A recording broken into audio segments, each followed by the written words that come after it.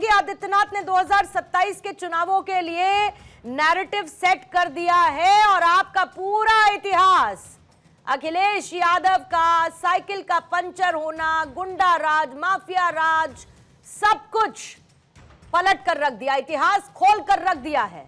आपकी counter strategy क्या है 27 के आने वाले चुनावों के लिए? देखिए, पहली चीज तो यह है कि झूठ बोलो और कस के झूठ बोलो, जितना हो सके झूठ बोलो। प्रदेश को लूटो, देश को लूटो, पार्टियों को लूटो, विधायकों को लूटो और अब भगवान राम का चंदा लूटो और उसके बाद कहो कि अगर ये आएंगे तो दंगे हो जाएंगे। वो आधी बात सही कह रहे हैं। इसलिए कह रहा हूं कि जो दंगा करते हैं वो आज सत्ता में हैं। अगर आप सपा को लेके आओगे तो हम दंगा करेंगे, ये वो कह रहे हैं। जहां तक विकास की बात रह गई तो समाजवादी पार्टी ने तो विकास के अलावा कुछ किया नहीं। लखनऊ में एक काम योगी आदित्यनाथ अपना घुना है पूरे उत्तर प्रदेश में।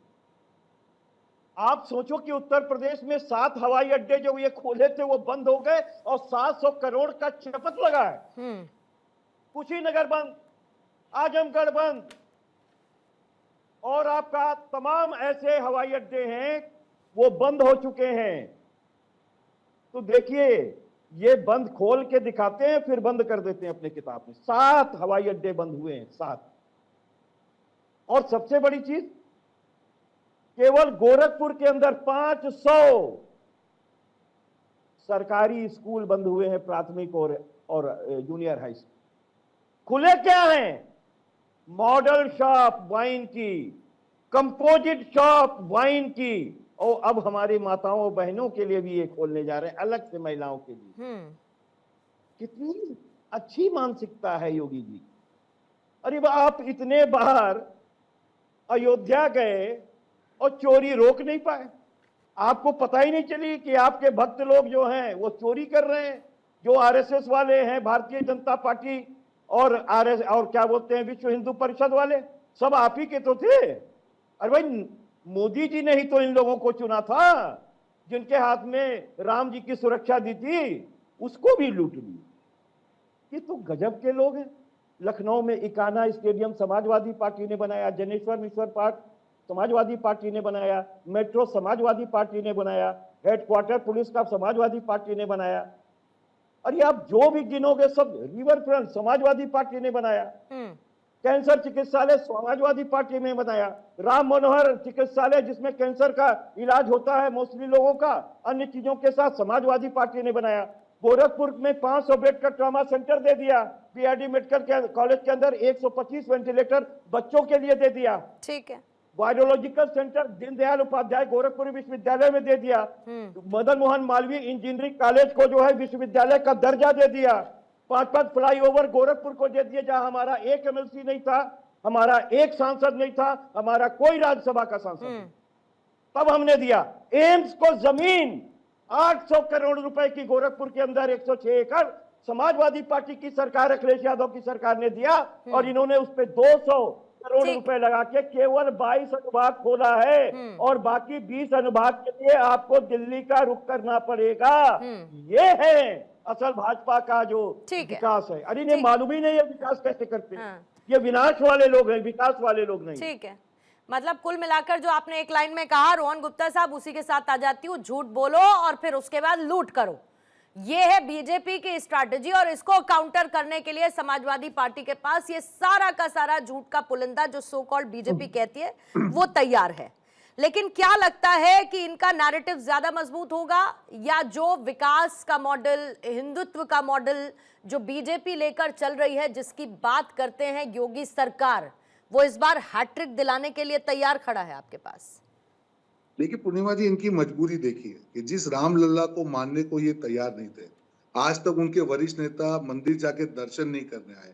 आज वही लोग, जब एक घटना वहां पे हुई उसके ऊपर राजनीति करने, गिद्ध एक वल्चर पॉलिटिक्स के नाते अपनी रोटियां सीखने आ गए। क्या उत्तर प्रदेश की जनता भरोसा करेगी? उत्तर प्रदेश की जनता ने तो इनका माफिया राज देखा हुआ है ना। उत्तर प्रदेश की जनता ने देखा है कि उनके समय पे क्या बहन बेटियों के क्या हाल थी, क्या माफिया राज था, क्या गुंडा राज था, कौन सा विकास था। सब एक ही परिवार का विकास था, बाकी सब विनाश था। तो परिवार का वाद का प्रतीक है, माफिया राज का प्रतीक है। इसलिए जितनी भी उन्होंने बात करी, मैं खुश हूं। जब नैरेटिव की बात होगी तब उत्तर प्रदेश की जनता को मालूम है कि योगी जी के शासन में, भाजपा के शासन में उत्तर प्रदेश का क्या विकास हुआ। जो बहन बेटी बेखौफ होकर रात को कितने भी बजे बाहर जा सकती है, आज किसी भी माफिया की हिम्मत नहीं है कि वहां पे आंख उठा के किसी बहन बेटी के सामने देख पाए। अतीक अहमद हो, मुख्तार हो, ये सारे शासन खत्म हो चुके हैं, कुशासन बन चुके हैं। आज भी वो लोग उनका महिमा मंडन भले करते रहे, पर एक चीज समझना होगा पूर्णिमा जी, जब हम यहाँ पे राम मंदिर के मुद्दे की भी बात करें, सरकार ने बिल्कुल, क्योंकि हमारे लिए एक मैसेज देने का मौका है कि अगर राम मंदिर के साथ में, भगवान राम लल्ला के साथ में कोई द्रोह करेगा तो हम छोड़ेंगे नहीं। इसलिए दूध का दूध पानी का पानी होगा। पर दुख उस चीज का होता है, और शायद मुझे उस बात में भी खुशी भी है कि शायद इस मामले पे राजनीति करने की लालच में एसपी का असली रूप देश के सामने आ गया कि ये लोग भगवान को तभी याद करते हैं जब उनको कहीं ना कहीं वोट का मौका मिल जाए। 2 साल तक इनकी आस्था मर चुकी थी। जिस अयोध्या में बड़ी बड़ी बातें करके कि देखिए हम तो लोकसभा जीत गए, उसके बाद वे विधानसभा में बुरी तरीके से हार गए, तब भी उनकी आंखें नहीं खुली कि भगवान नाम पे राजनीति करने के लिए दिल में भगवान राम होने चाहिए। इस मुद्दे पे राजनीति नहीं होती है, ये भावनात्मक मुद्दा है। राजनीति आपके ब्लड में है, भ्रष्टाचार आपके ब्लड में है, और वो कुशासन को उत्तर प्रदेश की जनता हमेशा याद रखेगी, जिससे बहुत मुश्किल से बाहर आई है और विकास के पथ पे भाजपा के आगे बढ़ी। नहीं, लेकिन ये बैलेंस रोहन गुप्ता साहब कैसे करेंगे? आजकल तो हिंदुत्व की पिच पर, सॉफ्ट हिंदुत्व की पिच पर ऐसा लगता है अखिलेश यादव आने लगे हैं। अब बात इससे पहले पीडीए की करते थे लगातार, पिछले कुछ दिनों से पीडीए सुनाई नहीं पड़ रहा है, थोड़ा सा हल्का पड़ गया है पीडीए। देखिए, इनकी पूर्णिमा जी, इनकी जो आइडियोलॉजी या विचारधारा है वो समय के अनुसार बदलती रहती है। उनको जहां वोट दिखता है वहां पे लपकने पहुंच जाते हैं। क्या फर्जी हिंदुओं को कभी जनता माफ करेगी?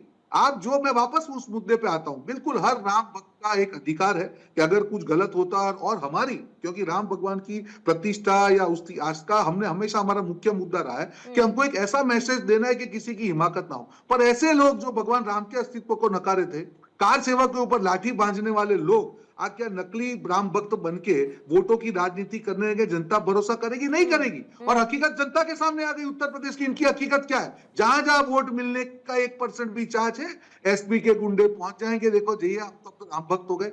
पर ये जो है रावण भी जो है कहीं ना कहीं चोला साधु का पहन के आए थे, आज वही प्रयास, विफल प्रयास एसपी कर रही है। उत्तर प्रदेश की जनता माफ नहीं करेगी। ठीक है, सवाल पूछिए, पर पहले आपके नेता को बोलिए मंदिर जाके दर्शन करके आए और 2 साल का प्रायश्चित करे। यही मैं सवाल पूछना चाहती थी कपिल श्रीवास्तव साहब। अखिलेश यादव कह रहे हैं कि अयोध्या को तो विश्व स्तरीय नगर बना देंगे हम।